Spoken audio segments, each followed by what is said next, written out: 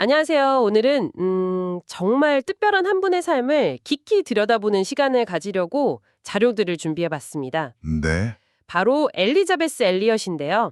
아시는 분들은 아시겠지만 정말 깊은 상실과 또 여러 고난 속에서도 어떻게 하나님께 영광을 돌리는 삶을 살아냈는지, 그 힘은 어디서 왔는지 이런 것들을 함께 탐구해보려 해요. 네, 그렇죠. 이분의 이야기가 그냥 과거의 이야기가 아니라 오늘을 살아가는 여러분께도 어쩌면 기쁜 울림을 줄 수 있지 않을까 싶습니다. 맞아요.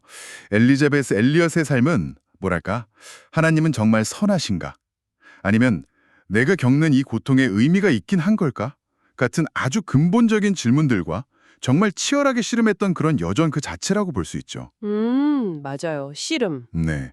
오늘 저희가 살펴볼 그분의 글 속에는 그 고민과 또 발견들이 정말 고스란히 담겨 있거든요. 이게 단순히 그냥 고난을 견뎌냈다 이런 이야기가 아니라 그 안에서 하나님의 일하심을 신뢰하면서 나아갔던 정말 한 사람의 생생한 증언이라고 할 수 있겠습니다. 좋습니다. 그럼 그분의 삶에서 중요한 전환점이라고 할 만한 순간부터 시작해 볼까요? 그 대학 시절 이야기요. 아, 네. 짐 엘리엇과의 관계. 네. 짐 엘리엇을 사랑했지만 그분의 선교에 대한 열정, 특히 이제 독신으로 헌신하려는 마음 때문에 자신의 그 강한 결혼 소망을 내려놓아야 했잖아요. 그렇죠. 이게 엘리자베스에겐 첫 번째 아주 큰 내려놓음의 훈련이 아니었나 싶어요. 맞아요. 엘리자베스는 이걸 직접 십자가를 진다 또는 죽음이라고까지 표현했더라고요. 이게 그냥 단순히 좀 불편한 거 참는 수준이 아니라 정말 내 존재의 가장 깊은 갈망이랑 하나님의 뜻이 딱 부딪혔을 때 기꺼이 내 뜻을 꺾는 그런 선택인 거죠. 정말 죽음이라는 표현이 와봤네요. 네. 근데 흥미로운 건 이게 뭐 한 번의 큰 결단으로 딱 끝나는 게 아니라는 거예요. 오히려 매일매일 마주하는 사소한 불편함들, 또 내 선호를 포기해야 하는 순간들, 다른 사람의 필요에 맞춰주는 그런 일들, 이런 작은 죽음들을 통해서 계속 연습하고 확인해야 하는 과정이라고 봤다는 점입니다. 작은 죽음들? 네, 마치 근육 키우는 것처럼 순종의 근육을 계속 키워나가는 거죠. 아, 그렇군요. 일상에서의 그런 작은 순종들이 모여서 결국 큰 순종도 가능하게 한다는 의미네요. 바로 그거죠. 그런데 정말 이해할 수 없는 그야말로 욥과 같은 그런 큰 고난 앞에서는 어땠을까요? 하나님이 정말 선하시다면 왜 이런 일이 나에게 이런 질문은 정말 피할 수가 없잖아요. 그렇죠. 누구나 하게 되는 질문이죠. 엘리자베스 엘리엇도 C.S. 루이스처럼 이런 질문과 많이 씨름했던 것 같아요. 네, 아주 중요한 지점인데요. 그분이 결국 도달했던 답은 그 이해할 수 없음 속에서도 하나님의 주권, 그러니까 모든 것을 다스리시는 그분의 통치에 대한 신뢰였습니다. 하나님의 주권. 네. 우리가 그 뜻을 다 이해하지 못해도 심지어 어떤 악한 의도가 개입된 상황 속에서조차도 하나님은 결국에는 선을 이루신다는 그런 믿음이죠. 그 성경에 나오는 요셉 이야기 있잖아요. 아, 네. 요셉. 형들은 정말 악한 마음으로 그를 팔아넘겼지만 하나님은 그걸 통해서 결국 더 큰 그림, 민족을 구원하는 그림을 그리고 계셨던 것처럼요. 고난이 때로는 우리의 믿음이 진짜인지 아닌지를 증명하는 뭐랄까 시험대가 되기도 하고요. 고난이 믿음의 시험대이자 동시에 성장의 발판이 될 수도 있다. 이런 말씀이시네요. 네, 맞습니다. 실제로 그분은 고난을 포도나무 가지치비 비유하기도 했죠. 더 좋은 열매를 맺게 하려고 불필요한 가지를 잘라내는 것처럼요. 네, 그 비유가 정말 핵심이에요.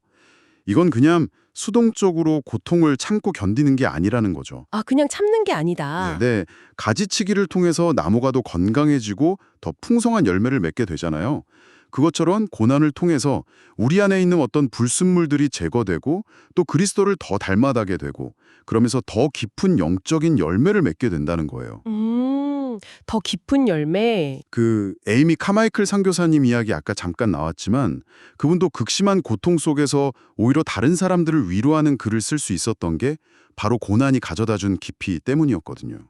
고난을 겪어본 사람만이 줄 수 있는 그런 진정성 있는 위로가 있죠. 그렇군요. 고난을 겪었기 때문에 줄 수 있는 위로.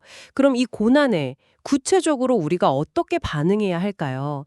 자료들을 보니까 엘리자베스는 고난을 인식하고 받아들이고 심지어 하나님께 제물로 드린다 이런 표현을 쓰던데 솔직히 이게 좀 쉽지 않은 개념 같아요. 제물로 드린다니. 맞아요. 어렵죠. 그분은 이걸 실제로 어떻게 실천했을까요? 예를 들어 두 번째 남편분이 암 진단을 받았을 때처럼 정말 극심한 고통 앞에서요. 사실 그 드림, 제물로 드린다는 개념이 정말 중요해요. 근데 이게 뭐 하나님이랑 거래를 하자는 게 아니고요. 거래가 아니고요. 네, 내 힘으로는 어찌할 수 없는 이 고통스러운 상황, 그리고 내 마음의 그 원망이나 두려움까지도 전부 다 하나님께 맡겨드린다는 아주 완전한 신뢰의 표현이에요. 아, 맡겨드림, 신뢰의 표현? 그렇죠. 주님, 이 상황이 저에게 너무 고통스럽지만 이 고통마저도 주님의 선하신 목적을 위해 사용하실 것을 믿습니다. 와 같은 그런 고백인 거죠. 마치 씨앗이 흙에 딱 묻혀서 그 껍질이 깨져야만 새 생명이 나올 수 있는 것처럼 우리의 옛 자아가 고난 속에서 깨어질 때 오히려 새로운 생명, 새로운 가능성이 열린다고 본 거예요. 씨앗의 비유. 인상적이네요. 예수님께서 겟세마네 동산에서 기도하셨던 것처럼 내 뜻대로 마시고 아버지의 뜻대로 하옵소서를 선택하는 거죠. 그게 바로 드림의 핵심입니다. 자신의 의지를 떴고 하나님의 주권에 온전히 내맡기는 행위. 그게 바로 드림이군요. 이 모든 과정을 쭉 관통하면서 그녀를 끝까지 붙들어 주었던 마지막 희망은 무엇이었을까요? 그건 바로 영원에 대한 소망이었어요. 영원. 네. 지금 내가 겪는 이 고난이 아무리 크고 힘들게 느껴져도 장차 우리에게 주어질 그 영원한 영광과는 정말 비교할 수 없다는 그 약속. 로마서 8장 18절 말씀이죠. 그걸 굳게 붙잡은 거예요. 현재의 고난은 장차 올 영광과 비교할 수 없다. 네. 그리고 여기서 정말 중요한 건 어떤 상황 속에서도 하나님은 신실하시고 우리를 사랑하시며 그분의 선하신 계획을 반드시 이루어 가신다는 사실을 의심하지 않는 거예요.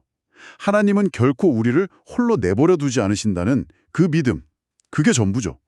오늘 엘리자베스 엘리엇의 삶을 통해서 이 고난이라는 어찌 보면 참 무거운 주제를 함께 다뤄봤는데요. 자신의 소망을 내려놓는 그 순종에서 시작해서 또 이해할 수 없는 고통 속에서도 하나님의 다스리심을 신뢰하고 마침내 그 고통마저 하나님께 온전히 드리는 그 믿음까지. 아, 정말 깊은 여운을 남기는 것 같습니다. 네. 그녀의 삶은 우리에게 이렇게 질문하는 것 같아요. 여러분이 지금 겪고 있는 그 어려움, 그것이 혹시 여러분을 더 깊고 더 아름답게 빚으시는 하나님의 손길은 아닐까요? 그리고 그 과정을 통해서 여러분의 삶에 과연 어떤 놀라운 열매가 맺어지기를 기대하고 계신가요? 엘리자베스 엘리앗의 통찰처럼 여러분의 고난이 결코 헛되지 않기를 바라면서 오늘 탐구를 마칠까 합니다. 여러분의 삶의 여정에도 깊은 위로와 또 흔들리지 않는 소망이 늘 함께하기를 바랍니다.